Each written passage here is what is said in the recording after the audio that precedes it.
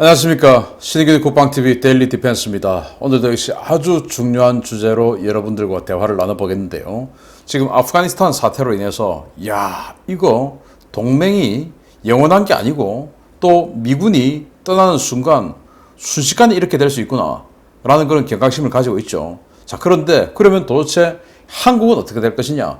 이게 미국 관영 매체에서 한국에 대한 경고가 나왔습니다. 한국 니들도 저렇게 될 수 있다 라는 경고가 나왔는데 정말 무서운 경고입니다. 자, 문 정권이 군 와해 공작을 지난 4년 동안 했었죠. 우리 군이 완전히 무너졌습니다. 한국군 이렇게 되면 아프가니스탄보다 더 빨리 무너지게 된다 라는 그런 경고를 제가 좀 해드리고 싶은데, 우리 군의 상황 그리고 아프간은 왜 저렇게 됐는지, 아프간의 구조, 이런 거 제가 여러분들께 알려드리도록 하겠습니다. 신의균의 국방TV 구독, 알림, 좋아요 눌러주십시오. 바이든도 예상 못한 아프가니스탄 군의 급속 붕괴죠. 정말 몰랐을까요? 자, 이게 지금 7월 8일 날 바이든 대통령이 연설을 하던 내용입니다. 불과 한 달이에요, 한 달. 이 연설 내용을 보시면 여러분들 진짜 깜짝 놀라실 겁니다. 지금 우리 정부가 하고 있는 이야기하고 똑같은 이야기 지금 하고 있어요. 그런데 한 달 만에 아프가니스탄은 탈레반에게 수도를 내주고 말았습니다. 보겠습니다. 뭐라고 한 달 전에 이야기했는지. 아프가니스탄 주둔 미군의 임무가 당초 언급되었던 9월 11일보다 훨씬 앞당겨진 8월 31일로 조정될 것이다. 탈레반은 북베트남군이 아니다. 그들은 능력 면에서 전혀 비교가 안 된다. 아프가니스탄에서 미 대사관 지붕에 사람들이 올라가는 것을 볼 수 있는 상황은 없을 것이다. 아프가니스탄 군은 세계의 어느 군대 못지않은 장비를 갖추고 있다. 아프가니스탄이 탈레반에 함락되는 것은 필연적이지 않다. 탈레반이 아프가니스탄의 모든 것과 전역을 장악할 가능성은 매우 낮다. 아프가니스탄 국민들 스스로 나라의 운명을 결정해야 된다. 이렇게 지금 7월 8일 날 연설했어요. 그런데 이 연설 한 달 후에 수도 카불은 또 아프가니스탄 전역은 탈레반에 의해서 점령되고 말았습니다. 도미노처럼 무너졌죠. 자, 여기 보시면 탈레반은 북베트남군이 아니다. 북베트남군처럼 소련의 또 중공의 지원을 받는 그런 군대가 아니다 라는 거예요. 그리고 아프가니스탄은 이 사이공 1975년 사이공처럼 미 대사관 지붕에 올라가서 헬기 타려고 아비규환 데는 그렇게 되지 않는다. 그런 거 볼 수 없다. 그랬는데 미 대사관 지붕에서 헬기를 타려고 아우성 또 공항에서 사이공보다 훨씬 더한 비극을 연출했죠. 자, 그리고 아프가니스탄 군 세계 어느 군대 못지않은 장비 갖췄다. 하지만 그 장비 지금 다 버리고 도망가고 이런 상황 발생했죠. 자, 그래서 이렇게 지금 우리 정부나 주변에서 대한민국은 그렇지 않아 라고 하는 거, 이거 결코 믿어서는 안 된다. 또 비행기라고는 한 대도 없던 탈레반하고 북한하고 핵무기를 가지고 있는 북한하고 또 다르죠. 우리 군의 능력이 아프가니스탄 군 능력보다 좋다. 이건 당연한 겁니다. 그건 부정할 수 없는 사실입니다. 아무리 무너졌다 하더라도. 그렇지만은 탈레반하고 북한군하고 또 비교할 수 없다. 그렇게 되면 우리는 탈레반보다 아프가니스탄보다 더 빨리 무너질 수 있는 것이다. 또 탈레반 점령 지역에서 수도 카불은 멀었습니다. 그런데 우리는 북한에서 수도 서울은 50km밖에 안 돼요. 더 빨리 무너질 수 있는 겁니다. 자, 이거 아프가니스탄 군 꼴입니다. 한번 보십시오. 아니, 지금 PT 차죠. 이렇게 지금 아무리 해도 지금 안 되는 거예요. 아무리 해도. 아프가니스탄 군에 입대한 사람들 그냥 오라고 하니까, 가면 밥 준다고 하니까, 돈 준다고 하니까 가는 거죠. 가서 그냥 실실 웃으면서 그냥 이렇게 있는 겁니다. 그래서 이런 영상도 또 푸시업 하는 영상도 있고 한데, 그런 거 보면 미군이 이제 이 교관 노릇을 하기 싫어서 엄청 짜증나는 표정, 이런 거 많습니다. 아니 이거 그냥 파벌러 높이뛰기 겨우 이거 가장 기초적인 PT인데 이걸 제대로 못해요. 지금 하나도 안 맞지 않습니까?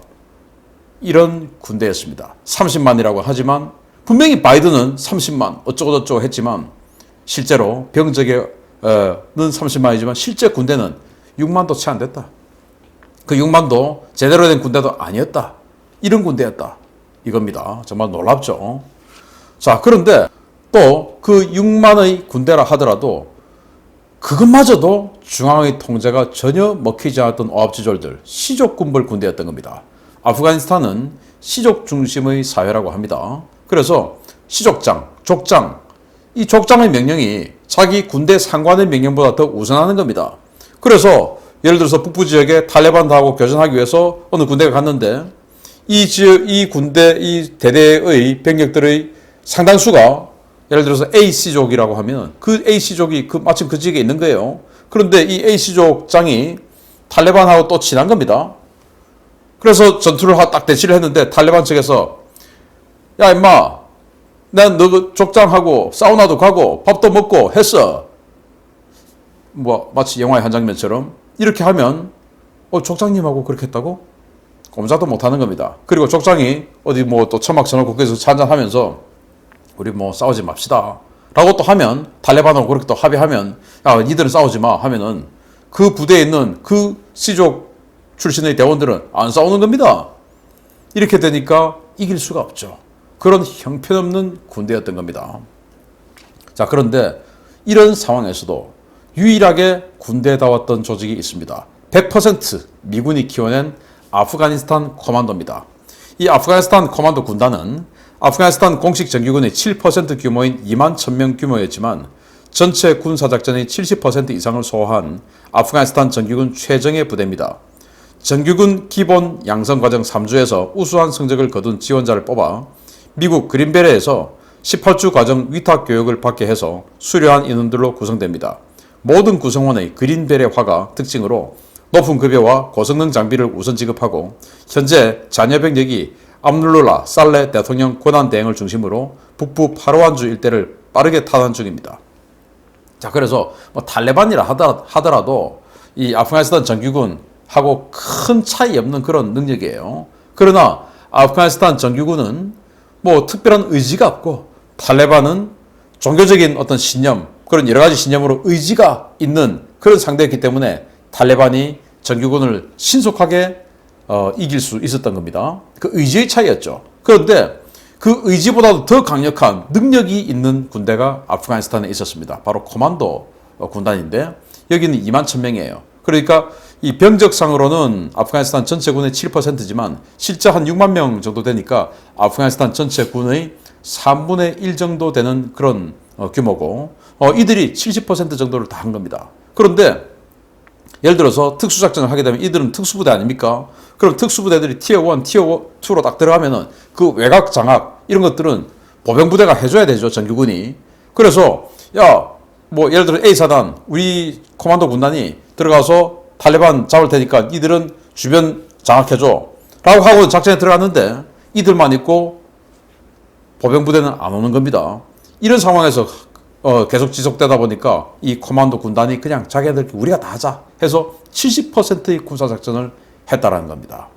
그런데 이제 2만 1000명이었는데 그렇게 계속 군사작전을 이들이 하다 보니까 소모가 되죠. 그래서 탈레반에게 사살당하거나 아니면 이번에 일부는 항복해서 또 항복해서 사살당하거나 그리고 나머지는 흩어졌다가 지금 북부 팔라완주 쪽에 살레 부통령이 내가 대통령 권한 대행이다 하고 선포하고 항전을 선포했는데 여기로 지금 모여든 겁니다. 이들이 지금 한 10,000명 정도 되는데 그들이 이 파라완주 주도를 비롯해서 빠르게 장악하고 있다는 거예요. 왜? 여기 실력이 있으니까. 미군이 18주 동안 그린베레식의 교육을 하면서 정신, 육체, 능력 모든 것을 개조시켜 준 것이죠. 그 C족 중심의 어떤 그 정신 체계를 미군 스타일로 완전히 그냥 군인 스타일로 다 바꿔준 거죠. 그야말로 군인으로 만든 거죠.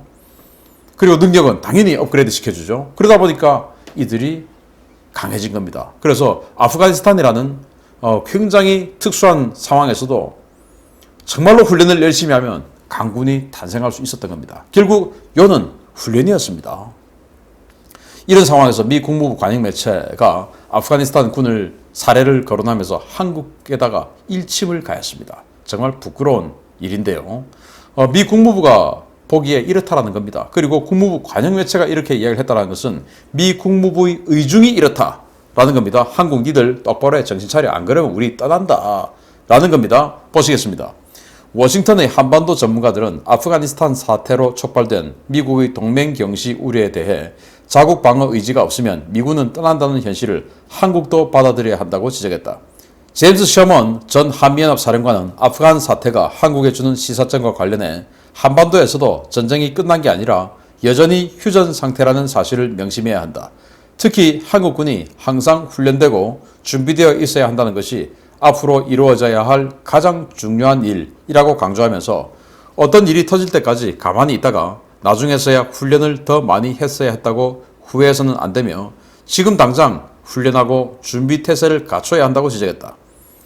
베트남전에 참전했던 로렌스 코브 전 국방부 차관보는 이번 사태가 한국에 주는 교훈과 관련해 40여 년 전 베트남 상황을 예로 들며 국민이 나라를 위해 싸울 의지가 없다면 미국이 할 수 있는 일은 없다라고 말했다.